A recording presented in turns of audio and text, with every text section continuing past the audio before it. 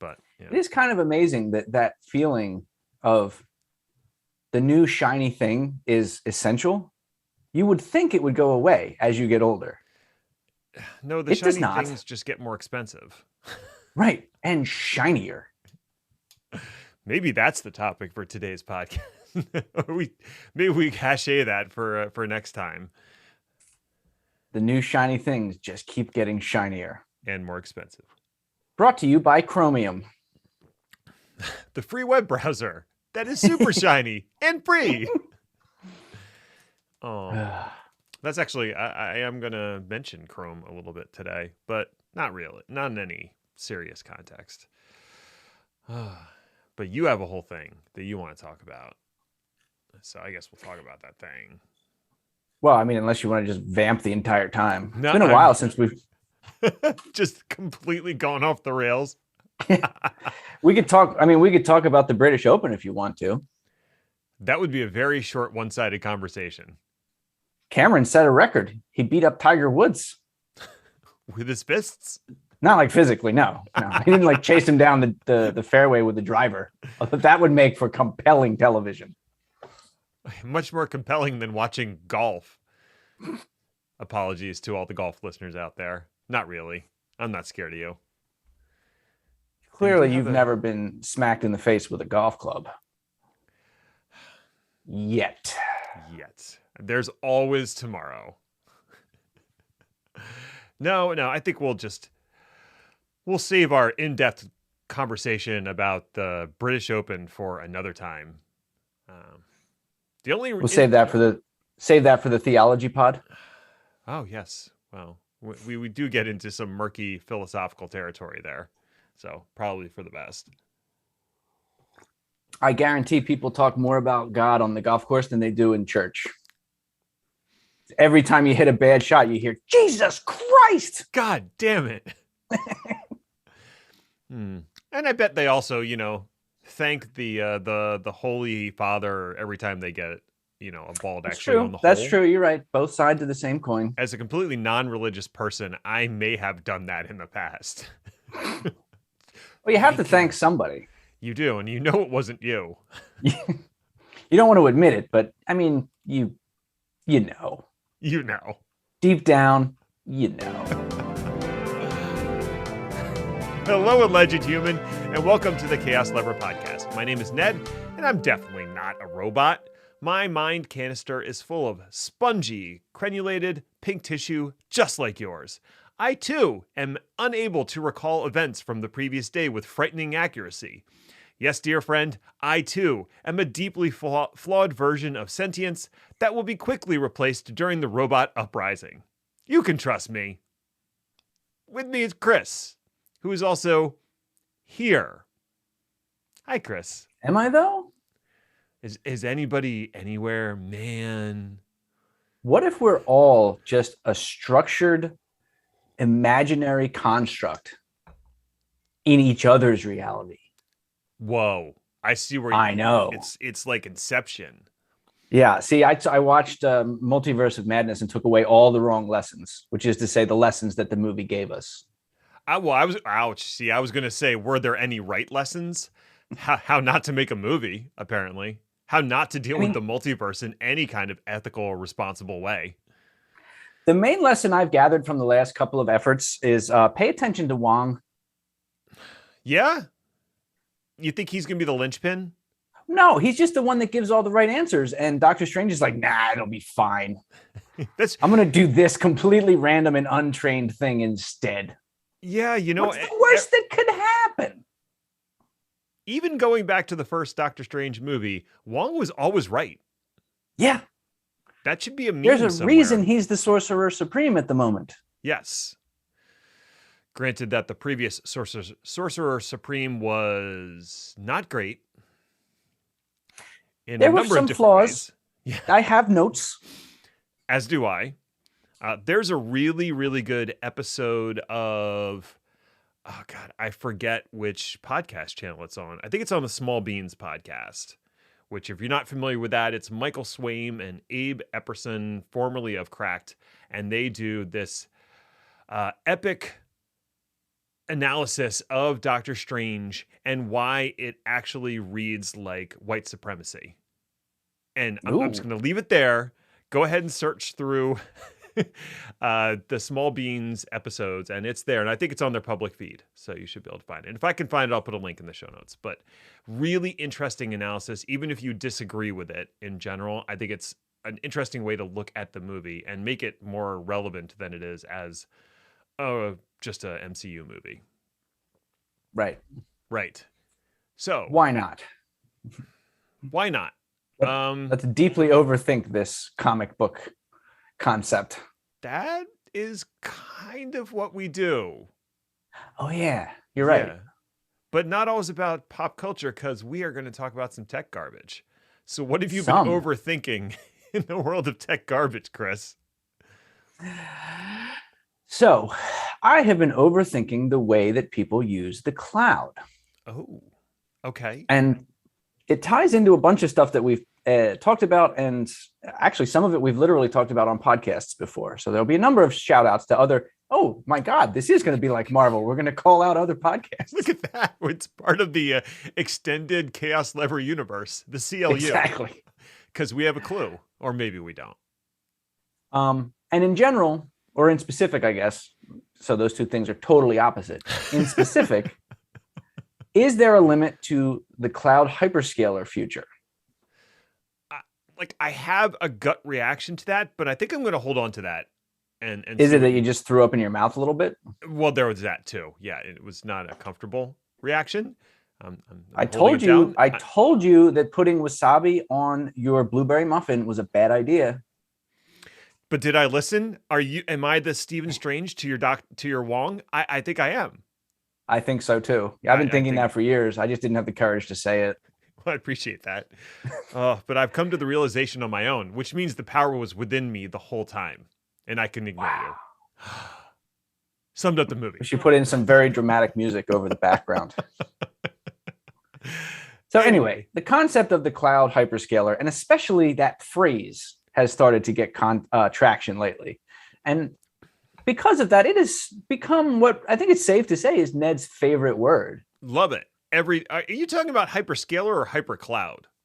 Hypercloud, scalar, hyperscale the cloud. Okay. Just hyper all the things.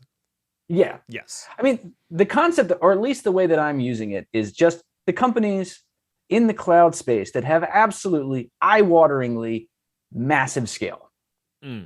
Okay. So there are more than three, but the big three that most audience members, especially in America, would understand is Google for GCP, Microsoft with Azure, and Amazon with AWS. Mm-hmm. I mean, I could say Oracle, but really we would just be kidding ourselves.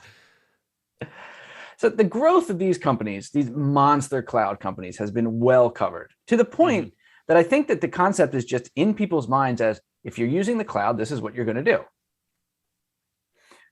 What hasn't really been covered is what's been happening over the last decade or so, really, on the margins of the cloud economy. Because contrary to the wishes of Steve, Google, et cetera, there's actually a growing non-hyperscaler cloud economy. I know. So I want to talk about a couple of things that are going on that might, and I emphasize might, because who the heck knows, affect the future growth of the hyperscalers in specific, and more importantly, how companies, small and large, consume cloud in general. Okay, I'm up for this. And before I start, I want to start with point zero, which is not technology, it's psychology. Okay. And that is, people get bored with the technology that they have. Wow, that really cycles back to the conversation we were having earlier about the new shiny. That's what sparked this point zero. And it makes a lot of sense. If you think about the history of technology, it's a lot like the history of fashion. Something comes into fashion, becomes the hot new thing, then it becomes old and tired. Yep. They go into the brand new thing, then that becomes old and tired. And everyone's like, why did we get away from the old thing in the first place? And then all of a sudden, Stranger Things is the most popular television show in the world. And Kate Bush has like a #1 single that I don't think ever hit #1 before. So the easiest example here is big, small, right? So you start with microcomputers, you go to mainframes, you go to PCs, bouncing back and forth between these types of technologies. Sure. And everybody can always make the argument that, oh, well, we got away from the old thing because the old thing didn't cut it anymore. Which, if you follow that logic and you believe it, then that means that mainframes are irrelevant. Which I can name a couple of industries that are pretty critical to the operation of the world that use mainframes real good right now. Right. And there's still a place for mainframes. I think to a certain degree, it's just what is a mainframe has changed over time somewhat. That's true too. And those technologies are always going to evolve, and there will always be a space for them. But I think I just wanted to make the point that what happens is people get comfortable with something and they get overconfident about it and they get bored with it and want to do something else. Yes. The other example I was going to use is physical PCs into composable infrastructures like blade chassis back to 1,000 disposable pizza boxes, which is where we're at right now. Right. In most cases, even the hyperscalers themselves use 1 million disposable pizza boxes. So it's interesting how times have changed and how the trends roll through technology. And I think a lot of it has to do with that psychology of the new shiny thing, as much as it is the better performance or faster cycling CPUs or more efficient cooling processes. Really, it just kind of is, this is new. I should do this now. Yeah, that definitely factors into it to a certain degree. I think you can see that there is a trail of disposed technology that had initial promise but was never widely adopted because what you're kind of describing is the hype cycle. And whether or not that technology can get over that trough of disillusionment is really the determination whether it has staying power or not. And a lot of new and shiny technologies, have those early adopters. And then the question gets asked by the bean counters, the people who actually care whether a thing makes it better or worse. And when those people get involved, we all crash into that trough. And sometimes the technologies just don't make it back out. It's like the La Brea tar pits. Somewhere, hundreds of WordPerfect programmers are crying in recognition. Somewhere there's a Microsoft Zune making its way down through the layers of tar. All right. So anyway, back to hyperscalers and where they might end up being limited. So actual point number one, just like when Ned was wrong about this concept on Steven's podcast, on-premise podcast, the multi-cloud is inevitable. Now, vendors are going to use many, many clouds, period. Yes, they are. So I just want to put this out there. Listen to the podcast when I don't even think that episode has dropped yet, but it should pretty soon. Oh, I forgot. I'm a time traveler. Oh, good. Where I came from, it did. Well, and we it's were doing there, great. So it's doing great. But what I want to point out about that is the idea behind the podcast is that we take a premise and we argue it, and someone had to take the devil's advocate position because everyone was agreeing multi-cloud was inevitable. And I was like, I will argue against it, even though I've been on a separate podcast where I argued for it for a solid half an hour. Nope, I disagree. I was right and you were wrong. Anyway. Okay, moving on. So one big piece of trouble is the concept of a single cloud means limiting your choices. It means you are not a cloud computing consumer. It means you're an AWS consumer or whatever one you choose, which is going to be fine for a lot of companies. There's a ton of advantage to having just that one vendor, the ever famous one throat to choke. And in perhaps the only case where this can ever be remotely true, one single pane of glass to manage from, everybody drink.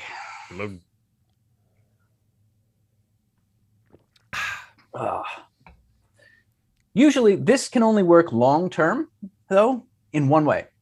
A hard line is set by management. And by that, I mean a CEO or the like goes on blast and says, we are an Azure shop, and that's the end of the conversation. Make it work. I don't care. Done. This is not ideal, but it can happen in the real world. I mean, Sure. the single cloud approach does have a lot of advantages, not just from an IT perspective. First of all, if you're bundling all of this stuff together, you might get a discount or an enterprise agreement. You've got to be of significant scale, but this kind of discount can happen. Mm-hmm. And you know how finance likes a discount. They sure do. So while the advantages are financial and managerial, it puts you into a hole when it comes to the technology itself. Because one thing that can happen is, even in the hyperscaler space, one might have a feature the other doesn't. Or the feature is expressed in a different way that is easier for your IT team to manage, whether that is because of historical preference, or you brought somebody on that's just a crackerjack AWS person and you're an Azure shop. Mm-hmm. It can happen. Or that feature can be cheaper because they are price sensitive to one another. Yes. And if you're using a small amount of storage and a large amount of virtual desktops, or vice versa, there might be a cost justification for using the other cloud. A really good example of that, and you brought it up in your notes, is AWS Workspaces versus Azure Desktop. And the reason that is particularly relevant is because Microsoft has the ability to bundle in the Windows licensing to use your existing enterprise agreement. And you cannot do that on AWS. So in effect, on AWS, you are paying for both compute and a Windows license. Whereas on Azure Desktop, you could be paying for just compute as far as Azure goes, because you've already paid the Windows license through some other means. Right. And I mean, with AWS Workspaces, you can do a bring your own licensing thing, but it's not the same program. Right. And it's not the same level of discount because AWS is not Microsoft. And now you're in a situation where you get agreement from both sides of the house. The technical people want to go this way, and the accountants are going to be very, very happy that you're saving them money. And, you know, they're probably all still real mad about the macro situation in Microsoft Office. So you really want to be nice to the accountants right now. True. So you start to recognize that features exist outside of the unilateral decision of a single cloud. Mm-hmm. It doesn't just open you up to the other macro players. Okay. It opens you up to the mini clouds or the specialized players or the boutique providers. Mm-hmm. And if your eyes are open and you're willing to look at things like feature sets and cost differentials, this starts to make a ton of sense, especially now that we have let these guys run for, like, say, a decade or more and prove their technology out and prove their SLAs and whatnot. So instead of just extending your infrastructure into 2 hyperscalers instead of 1, you can take a look at little tiny guys that do the one thing that's different that you might need outside of what AWS or Azure can provide. Okay. Great place to start, IaaS. Everybody loves IaaS. Virtual machines running on someone else's computer. Woohoo! You've got cloud providers here that you've already heard of, or at least not you, then your ironic teenager has heard of. These are like the Vultures or the Digital Oceans. IaaS players that are intended for tiny shops that don't need the scope of services a hyperscaler provides. And they can provide a huge cost benefit. Huge. Yes. Talking $5 a month for a running virtual machine types of costs. That is a cost benefit that AWS and Azure will absolutely never touch. That's true. So you got a couple of reasons.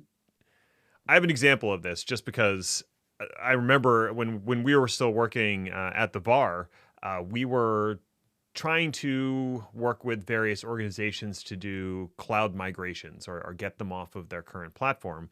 And I remember pricing out how much it would cost to run what was essentially a VPS on something like Azure or AWS, so a virtual private server.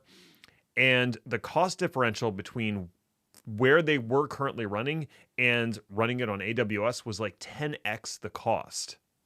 Right. Yes, you get all the benefits of the AWS platform, but if you're not using any of them just keeping your VPS instance on, one of these mini clouds does save you a ridiculous amount of money. And there was no way I could justify to them doing that migration. I was like, no, you should just stay where you are.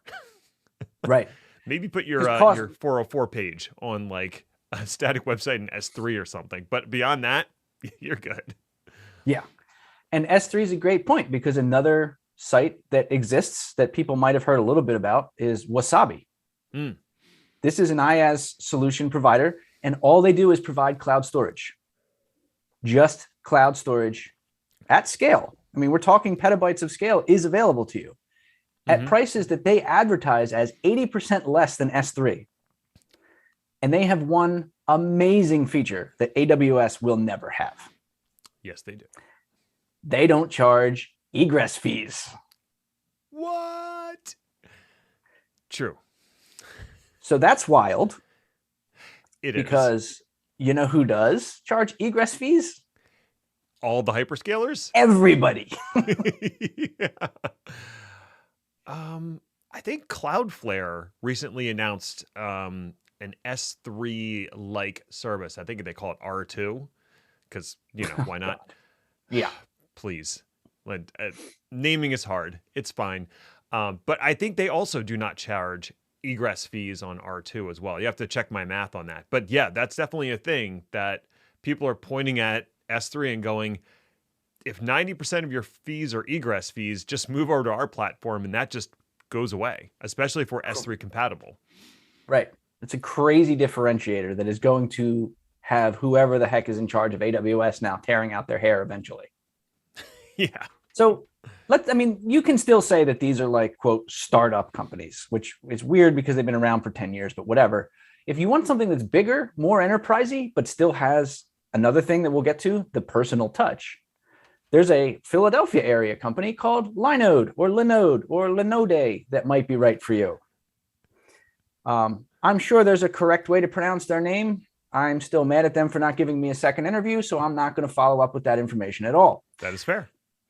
Now, small bullet, your mileage may vary because they did recently get acquired by Akamai.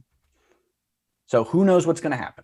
But at now, they have 11, what they refer to as enterprise-grade data centers spread around the world, a robust customer support arm and commitment, and a lot of developer success stories. I mean, we're talking about really big companies here, companies that are not running one server standalone on Vultr. Yes. Now, they are not for everyone. They are primarily IaaS with just a little bit of database management tools and database hosted, but that's basically it. And they are famously, quote, by developers for developers. Yes. So everybody smells like Red Bull. And they have, focused on CI/CD, that type of DevOps deployment model. So tons of tooling and tons of integrations. For now, they're hosting applications and aggressive price advantages against the IaaS, similar to, but not quite as low as Vultr. You're not getting a $5 a month server from Linode, right? But you're still not paying $40 like you would at AWS or Azure.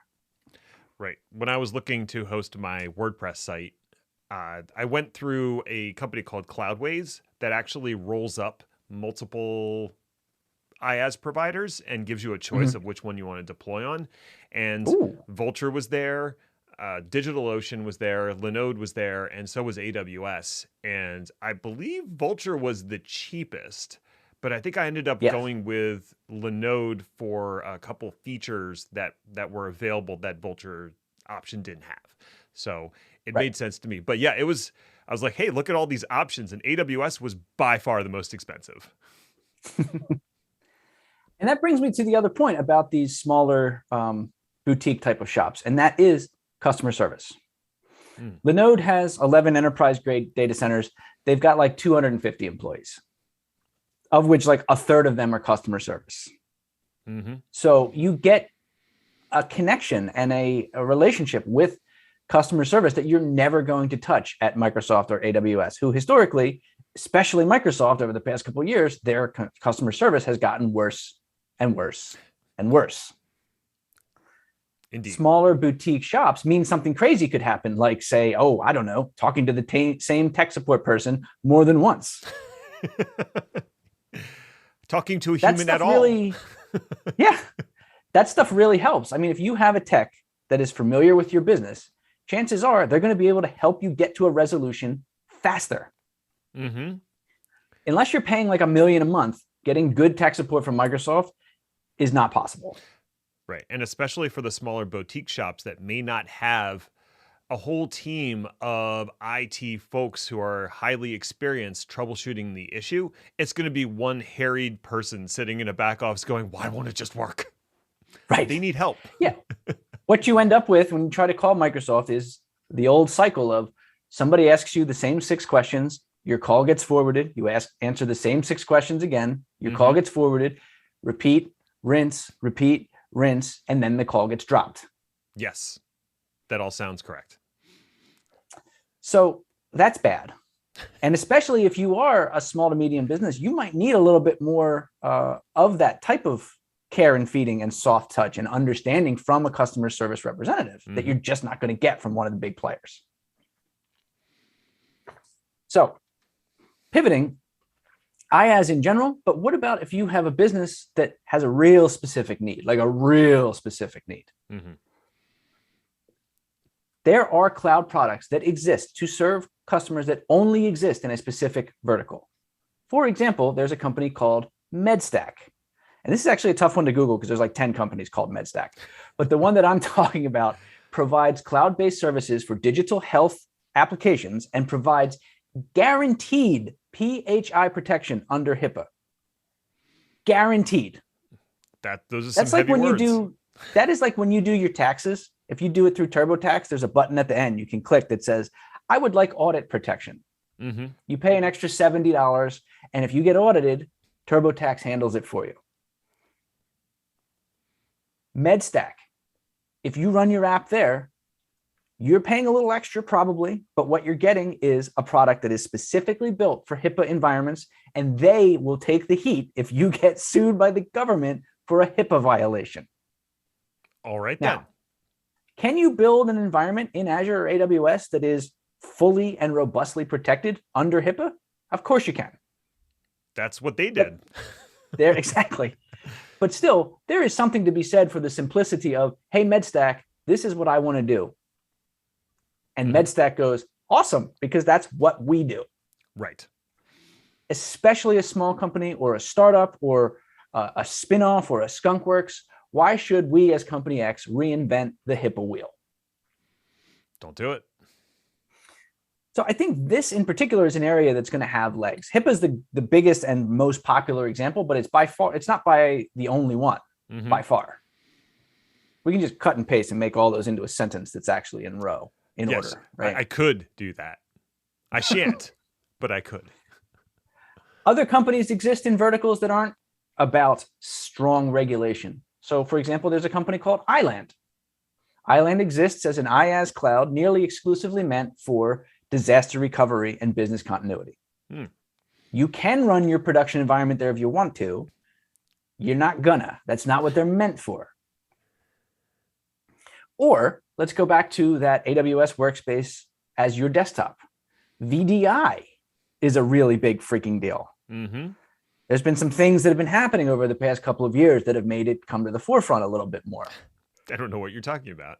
And I don't either, really. All right.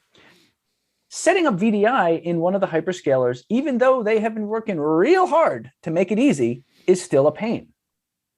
So to me, this feels like an opportunity for another company to figure it out, make it simple, make it user-friendly and cost competitive, and they will naturally steal business in the same way that I imagine MedStack did. As someone who's in the middle of writing course number 3 in a 6-course learning path on Azure Virtual Desktop, I agree with this sentiment. And I know there are some people in the audience standing up and saying, well, what about Citrix Cloud? I said simple. Still, I laugh so I don't cry. Just as a point of conversation, though, it's a tight race overall. But even now, even with all of the insanity that Citrix provides, Gartner's customer review site shows that Citrix is superior to AWS when it comes to application delivery. That's not a Gartner analysis. That is customer response. And looking at retail pricing, and this gets tough. So we're going to do some back of the napkin stuff right now. Citrix Workspaces is $18 a month if you sign a 3-year contract for basically the full set of features in Citrix Cloud. $23 a month if you're doing it pay as you go.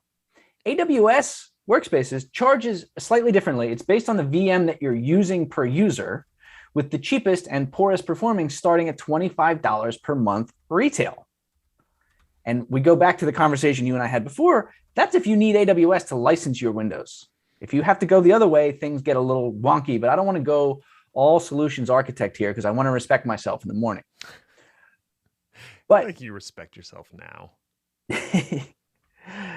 Arrogance versus self-confidence. What? Comparing them, Citrix is cheaper. Yes. So that's something to think about.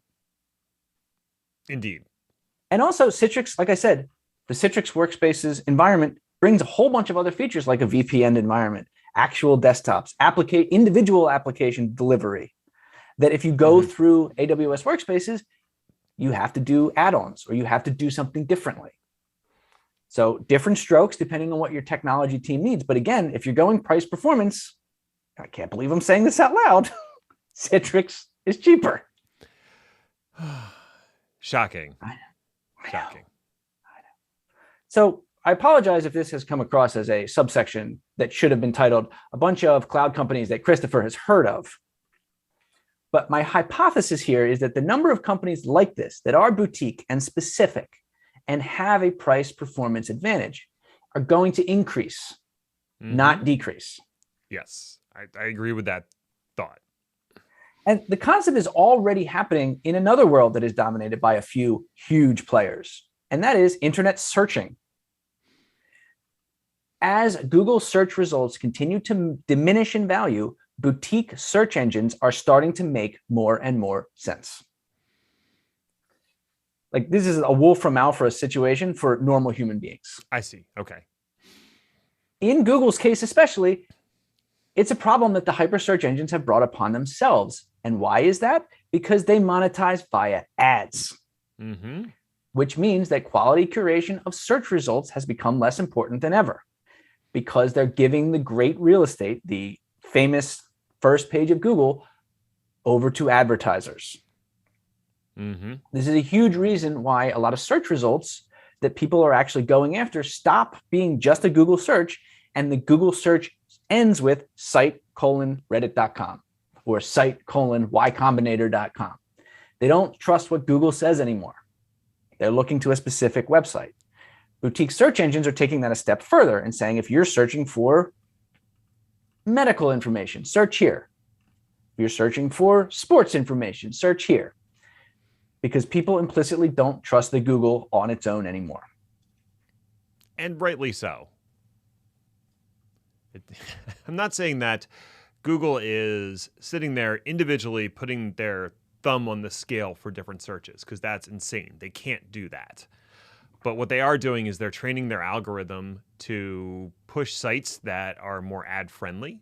And they're also, like you said, giving away the good real estate to ads to begin with. If you think about the Google page, the search results page from 10 years ago versus the search results page that you see now, they are different. And the main difference is more ads. Right.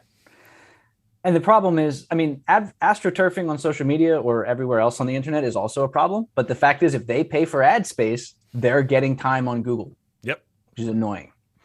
But anyway, that wasn't the point. The point is the boutique searches are trying to get around that, and a smaller, more narrow product is going to make a lot of sense for people, just like the hypercloud situation or the hyperscaler situation that I allegedly is the subject of this particular episode.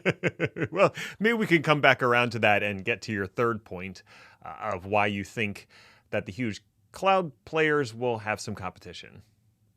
Yeah. And this one, I mean, really, this could have been a lightning round item, but since it's so on topic, I'm including it here. Okay. And while nothing has happened yet, the Wall Street Journal is concerned. So obviously, everybody should be. Sure. Recently, the European Union laid down some rather surprising rulings that went very hard against the very idea of hyperscaling. The Digital Markets Act was passed on July 5th in the EU and is the latest attempt to rein in anti-competitive and monopolistic moves made by these huge players. For example, in news that should be surprising to absolutely no one, Microsoft is in the crosshairs due to their dominant positions in the operating system and office productivity spaces. Now, far be it from me to remind people of Microsoft's rich and varied history of abusing exactly this position repeatedly in the past. Let's just say that as of it stands right now, the EU is concerned. In short, it's a vendor lock-in and bundling issue. Now, the Digital Markets Act was really targeting companies like Apple in the sense that they might be forced to allow third-party app stores into their ecosystem, something they have been vehemently against for decades. How does this apply to the hyperscalers? Think bundling. Companies will not be able to give preferential treatment to their own products. And while this is directly aimed at apps and ads, it can be applied to the clouds. Azure plus Office 365. Yep. It's not 100% clear where the policy will land on this thing, but it's alarming enough that all the usual major miscreants, Google, Apple, Facebook, etc., are furiously writing policy position papers on the matter. Now, what would end up happening? In extreme cases, the theory goes that the law could mandate the breakup of the companies in crosshairs, with Google's ad business being the case's prime example. It's important to note that this is not explicitly targeted at cloud computing, but there are a lot of people concerned, because of the implication. Indeed. And as a result, as is tradition, there are similar bills making their way around Congress in the United States. Now, considering that nothing actually gets done in Congress anymore, it's likely that any changes will take years to happen. But it's enough to make a lot of buyers think twice about the strategy they want to take when it comes out to laying their cloud infrastructure. Because guess what else takes years to happen? Laying out a cloud infrastructure. Yes, that is not a quick thing to do unless you're a very small company. So who knows?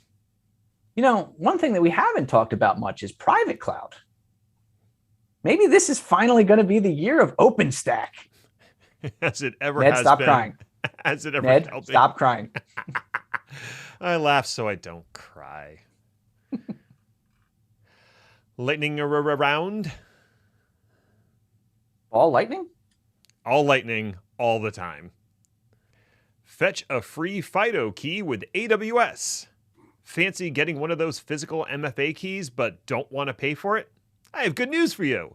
AWS has been offering free MFA keys since 2021, and now you can order the key directly through the AWS console.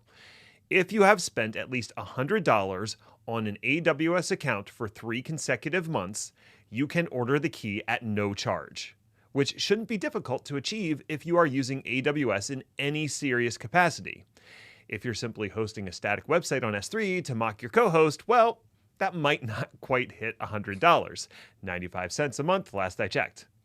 The key AWS sends you is a physical key that plugs into your computer's USB port and supports the FIDO2 protocol. When you perform an action requiring MFA, the console will prompt you to tap your key, assuming it is already present, as proof of the something you have. Since the key is FIDO2 compliant, you can use it across other services as well, such as Dropbox, G Suite, Azure, etc.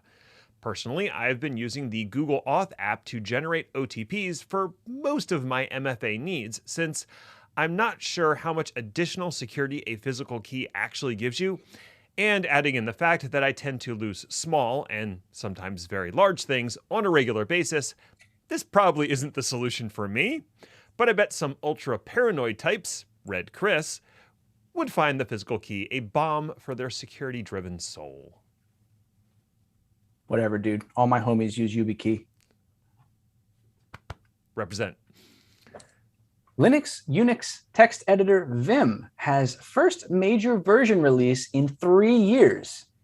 Somehow there's a controversy. Now, I know what you're thinking. How could there possibly be controversy around a text editor? Furthermore, it's 2022. How can there even be updates for a text editor? All great questions.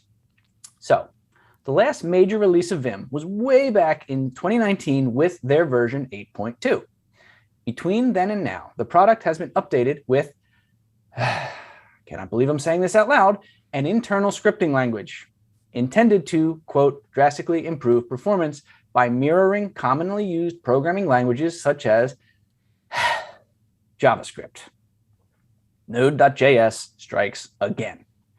You can build out functions, declare and utilize variables, and other things I had no idea people wanted to do in a CLI text editor.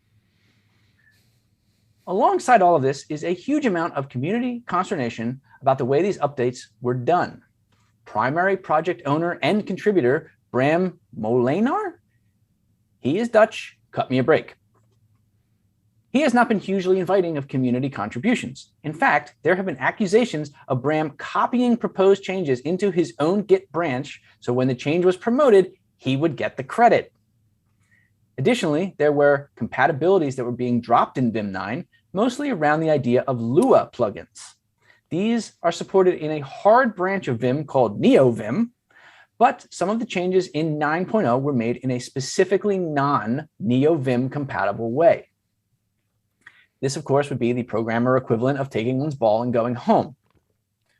Why anyone would want all of this complexity in a text editor continues to vex me.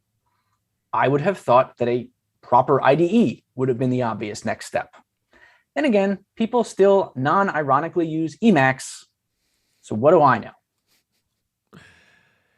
HTTP 3, now a standard, awkward / and all. And if you're the type of person who is thinking, wait, there was an HTTP 2 standard? Don't worry, you're not alone. And this is not a Web 2.0 situation, and HTTP 3 has nothing to do with Web 3, in no small part because HTTP 3 is a standard developed by rational people to accomplish something useful, and Web 3, well, shrug emoji, shrug emoji, shrug emoji. So, what is new in HTTP 3, and why did we need a new standard anyhow? For a bit of context, HTTP 3 is the formalization of a standard started by Google called QUIC, Q-U-I-C, or Quick UDP Internet Connections, which was intended to try and speed up the transfer of data over the internet and specifically HTTP traffic. Eagle-eared listeners, sidebar, do eagles have good hearing? Maybe we go with bats. They definitely do. Bat-eared listeners may have noticed the UDP in the QUIC acronym, which is itself an acronym for User Datagram Protocol, one of two common protocols used to transmit data across a network, the other being TCP, or Transmission Control Protocol. Traditional HTTP uses TCP to establish connections between the server and client using a complicated three-way handshake to create sessions and transmit information. While it does include a lot of fancy features like retries, throttling, and congestion control, TCP adds significant overhead to the HTTP conversation. UDP, on the other hand, simply blasts information from the server to the client and hopes the info gets there. QUIC makes use of UDP for the transmission protocol and handles things like packet loss, acknowledgements, and traffic management further up the stack. Oh, and it uses TLS by default all the time, which Chris has assured me is a good thing, trademark. Most modern browsers, and especially Chrome, already support HTTP 3, as do CDNs like Fastly and Cloudflare. Native libraries and web servers built for HTTP 3 are a bit more sparse, but now that HTTP 3 is a standard, you can expect those to be built out shortly. What do you have to do as a web consumer? Nothing. Enjoy the faster internet. You're welcome. Netflix chooses Microsoft as their advertising partner. You have to hand it to the flicks. They are absolutely not clever or sly. In 2019, Reed Hastings confidently said Netflix would never do ads, and I quote, period. No one believed him. Back in March of this year, their CFO confidently stated that the company had, quote, no plans for advertising, period. Nobody believed him either. So, to the surprise of absolutely no one, they're rolling out an ad-supported tier and have interestingly chosen Microsoft as the ad provider. The move to ads was inevitable, given Netflix's chronic overspending and short-sighted programming choices. I will never forgive you for Hubie Halloween, no matter how long you live. The decision to go with Microsoft, however, is interesting. Microsoft has an ad campaign, but it famously trails Google in revenue by a huge amount. Microsoft bringing in around $3 billion per quarter is good until you compare it to the Goog's $55 billion. What Microsoft doesn't have, at least at the moment, is a video streaming platform. So the thought is, by going with Google, they would run the risk of Google still preferring their own content over Netflix's when searching was happening. Now, not that any major tech company would engage in that kind of probably illegal self-dealing, Amazon basics. With Microsoft, it doesn't matter. It's not a problem. Netflix just became the most important thing in the Microsoft ad business. Not a terrible place to be. There's also a very interesting blind article out there that thinks that this could be a trial balloon for an eventual Microsoft-Netflix merger. Because like I said, Microsoft doesn't have anything equivalent in size or capability to YouTube yet. He's a 10, but has object deserialization vulnerabilities. Netflix Auditor software has a vulnerability that could allow for an Active Directory compromise. The CVE scored a 9.96, which is bad. Yes, bad. An enterprising security researcher was running an Nmap scan against a server with the Netflix Auditor software installed and discovered that it was listening on port 9004 with an insecure .NET remoting service. By sending properly structured data to the port, the researcher was able to execute arbitrary commands on the remote system using the account of the auditor service. This was due to a bug in .NET, which has since been patched and included in the latest version of the auditor software. Since the Netflix Auditor software tends to run using a highly privileged domain account, it could serve as an attack vector to infiltrate an Active Directory domain and secure a foothold for future attacks. If you happen to be running Netflix Auditor in your organization, now might be a good moment to pause the podcast and make sure you're up to date on your patches. Elon Musk's lawyers continue to enrich themselves by arguing in bad faith over the Twitter deal. So, Elon tried to take his ball and go home. It turns out that in legal parlance, not only did he not actually have the ball, he doesn't have any legs. As we discussed last week, the Muskinators huffing and puffing about the spam bots led to him claiming that the contract was invalid and was going to be canceled. Twitter summarily sued, claiming breach of contract and requested a 4-day trial beginning in September. Musk's legal team, no strangers to floating legal strategies as sturdy as a papier-mâché parachute, are trying to delay until 2023, claiming that the case is of a, quote, enormous magnitude. This is, of course, quote, enormous bullshit, as the case is, one, actually pretty simple, and two, the Delaware Chancery Court does not suffer fools and does not like sitting around doing nothing. As you will remember, Elon is a fool. Foolish enough to have replied on Twitter, hilariously enough, to a breakdown of the situation with a poop emoji. Once more, for the people in the back, Elon, titan of industry, person who's addicted to plastic surgery, responded to the CEO of Twitter online in public with a poop emoji. Incidentally, this exchange has made it into Twitter's court filing as evidence that Musk has consistently behaved unprofessionally and in bad faith. Additionally, even though the amounts of money are large, $44 billion is nothing to sneeze at, the case itself is actually pretty simple. This is because of Elon's impatience and stupidity. He put himself over this barrel. Now, if you want to know thoroughly exactly how hosed Elon is here, I recommend the latest Legal Eagle breakdown of the case. It's 25 minutes of just gloriousness. Pure gold. No matter how many increasingly desperate and pathetic man-childy Twitter tantrums we, the blameless spectators, must endure, the two most realistic outcomes of this situation are Elon pays the $1 billion in damages if Twitter allows it, unlikely, or Elon is going to be forced to pony up $44 billion for a company that I must continue to remind you, he was never serious about owning in the first place. Oh, it's so glorious and yet so sad because that means Twitter's going to be owned by a CEO who actively hates it. Well, I mean, think about it this way. Twitter's already used by a customer base that actively hates it. So, yeah, okay. All right. It follows then. It's kind of like poetry, you know, it rhymes. It does.